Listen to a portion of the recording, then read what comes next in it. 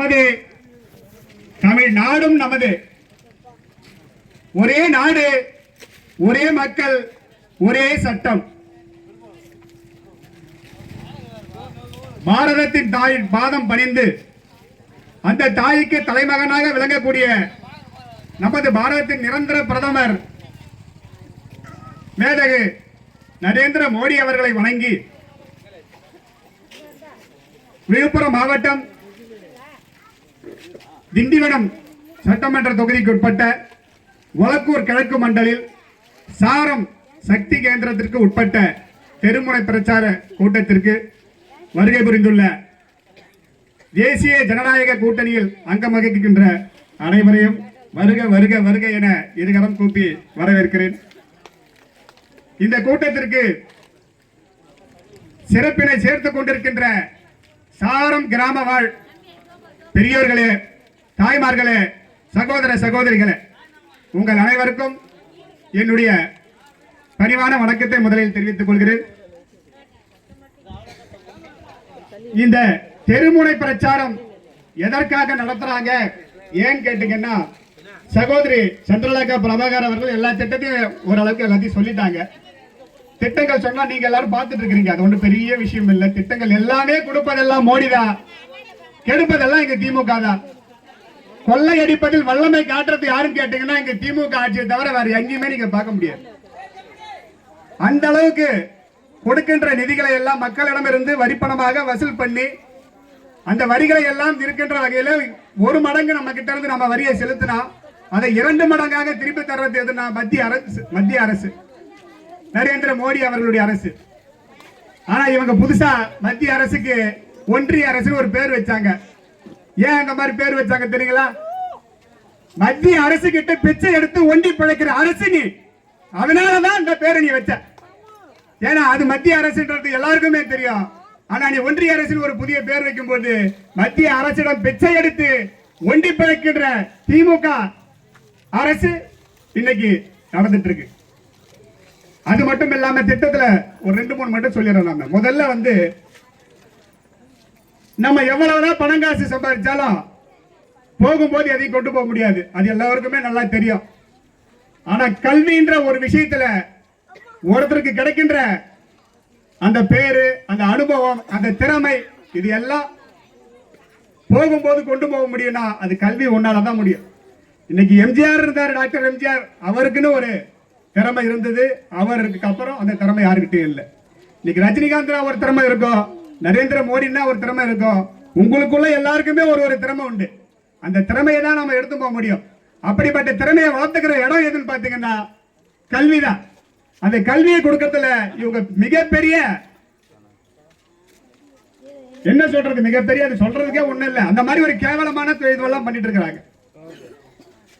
நவோதயா பள்ளின்னு மத்திய அரசாங்கம் கொடுக்குதுங்க. இந்த நவோதயா பள்ளியில உண்பதற்கு உணவு, உடுத்துறதுக்கு உடை எல்லாமே சரி. ஆனா அந்த நவோதயா பள்ளியில தொகுதிக்கு 2 பள்ளின்ற விதத்துல மத்திய அரசாங்கம் கொடுக்கறதுக்கு ரெடியா இருக்கு. ஆனா இதை இவங்க தடை பண்ணிக்கிட்டு அதெல்லாம் எங்களுக்கு தேவையில்லை, எங்களுக்கு இருக்கிற இதுவே போதும் அப்படின்னு சொல்லிட்டு இருக்காங்க. ஆனா காரணம் என்ன?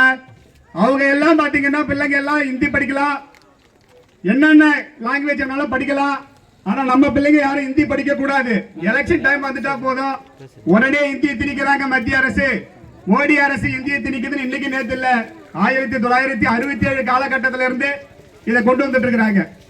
அந்த சட்டத்துல தெளிவாகவே சொல்லியிருக்கிறாங்க மத்திய அரசாங்கம், முதல்ல அவங்க மாநிலத்தில் அவங்க தாய்மொழி கல்வியை முதல்ல கத்துக்கங்க, அடுத்தது இங்கிலீஷ் கத்துக்கங்க, 3வது மொழியாக விருப்ப மொழி, அது இந்தியாக இருக்கலாம், இங்கிலீஷா இருக்கலாம், மலையாளமா இருக்கலாம், உருதுவா இருக்கலாம், எந்த மொழியாகனாலும் இருக்கலாம். ஆனா இவங்க அந்த இந்தியை மட்டும் தான் திணிக்கிறாங்கன்னு பெரிய ஒரு குற்றச்சாட்டை வச்சு வந்த நவோதயா பள்ளியை இந்த தமிழ்நாட்டிற்கு வரவிட கூடாது என்றதுல இந்த திமுக அரசு தெளிவா இருக்குது. அதுக்கு என்ன காரணம் பாத்தீங்கன்னா இன்னைக்கு எஜுகேஷன் வியாபாரம் ஆக்கிட்டாங்க.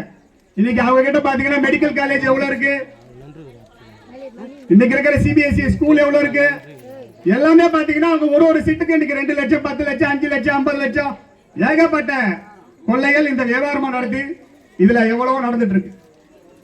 அந்த மாதிரி இன்னும் நிறைய விஷயங்கள்லாம் இருக்கு.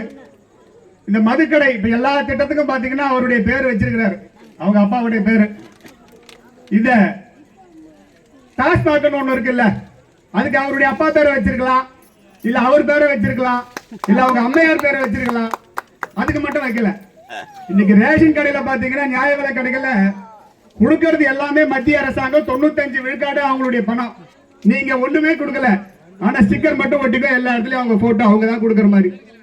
இது எந்த அளவுல ஒரு கேவலமான செயல் பாருங்க. யாரோ பெற்ற பிள்ளைக்கு நம்ம என்னமா பேர் வைக்கிற மாதிரி இருக்கு. அந்த மாதிரி இந்த திருட்டு திராவிட அரசு ஏகப்பட்ட விஷயங்கள்ல இது மாதிரிதான் பண்ணிட்டு இருக்கு. நம்ம ஊராட்சியை பொறுத்த வரைக்கும் பாத்தீங்கன்னா இப்ப நம்ம உட்கார்ந்து இருக்கிற அந்த சிமெண்ட் சாலை முதற்கொண்டு சகோதரி சொன்ன மாதிரி pipe line, bathroom, Ayushman Bharat, இன்னும் எக்கச்சக்கமான திட்டங்கள், ஸ்வச் பாரத், இந்த ஜிபே பண்றோம் இல்ல, அந்த மாதிரி இருக்கின்ற கொண்டு வந்தது யாருன்னா மக்களுக்கு எல்லாம் எவ்வளவு ஈஸியா அதை கொண்டு வந்து சேர்க்க முடியுமோ அந்த அளவுக்கு கொண்டு வந்து சேர்த்ததெல்லாம் நம்ம நரேந்திர மோடி. ஏறக்குறைய பாத்தீங்கன்னா காங்கிரஸ் ஆட்சி காலத்துல நாடு வல்லரசு ஆகணும்னு பொருளாதாரத்தில் ஏறக்குறைய ஒரு 15வது இடத்துக்கு பின்னாடி இருந்ததுங்க. மோடி வந்த இந்த ஒரு 10-11 ஆண்டு காலத்துல வெற்றிகரமா 3வது இடத்துக்கு வந்திருக்கிறோம். இன்னைக்கு வந்து பாத்தீங்கன்னா அமெரிக்காவை இன்னைக்கு நம்மளை பார்த்து பயப்படக்கூடிய அளவிற்கு நம்மளுடைய பொருளாதாரம் இன்னைக்கு வந்து பாத்தீங்கன்னா நம்மளுடைய ரூபாயில தான் இன்னைக்கு வர்த்தகமே நடக்குது. அந்த அளவுக்கு நம்ம பொருளாதாரத்துல எல்லாம் நம்ம உயர்ந்திருக்கிறோம். மக்களாகிய நம்மளுடைய வாழ்க்கை தரத்தை உயர்த்துவதற்கு பல திட்டங்களையும் பல கோடிகளையும் நிதியாக கொடுத்து நமது நரேந்திர மோடி அவர்கள் இரவு பகலாக உழைத்துக் கொண்டிருக்கின்றார். ஆனால் அதையெல்லாம் இங்கே சுரண்டி எடுத்து போய் வீட்டில் வச்சுட்டு நம்ம எலெக்ஷன் நேரத்தில் ஒரு 500-1000 ரூபாய் கொடுத்து ஓட்டு வாங்கலாம் நினைக்கிறாங்க. இந்த 5000 ரூபாய் கொடுத்தது கூட பாத்தீங்கன்னா ஒரு சின்ன கணக்கு. 60 மாசம் 60 மாசத்துல 28 மாசமோ நம்ம தான் வந்திருக்கோம். மீதி இருக்கிற தொகையை அவங்க தரல. அந்த மாதிரி எல்லாம் இருக்கு. இதுக்கு தோல்வி பயம் ஒண்ணு வந்துருது. தோல்வி பயம் இல்லைன்னு சொன்னா இவர் அந்த காசு கொடுத்திருக்க வேண்டிய அவசியம் இல்லை. ரெகுலரா வர்ற மாதிரி மாசம் மாசம் அந்த 1000 ரூபாய் வந்திருக்கும்.